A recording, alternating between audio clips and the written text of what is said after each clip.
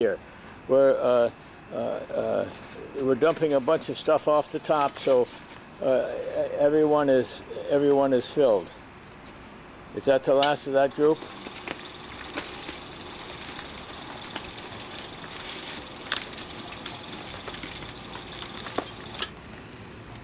All right, because you know that's reasonably fast.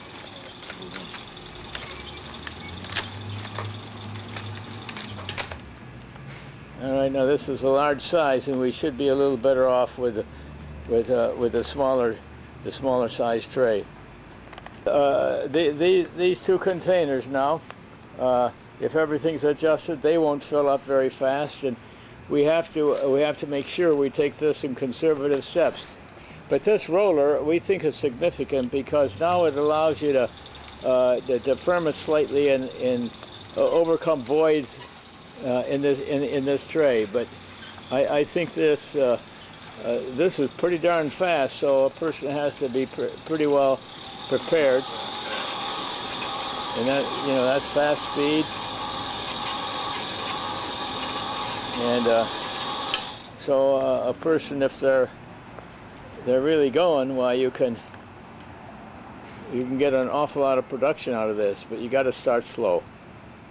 Here again is the limit switch right here, so it stops everything as it hits this storage area. Now this storage area can be quite large, but you can see the speed of it. That I think it's smart to have storage area, and then you can feed it. And the nice thing about this monorail, right at the end, well, you can discharge them right onto this tray. And of course, you don't have to have one per shelf. You maybe have two per shelf, and then you go right out to the area where you're going to be using them. Now, I want to make sure now that we don't try to attempt to go too fast without sharing. Here's the switch, but I want to share the experience of the user at the early stage, so we don't put features in this that are not necessarily popular with a particular customer. As long as I'm shooting, you know, we have to unload now, and this makes you appreciate how much you're putting in there. It takes forever to unload these things.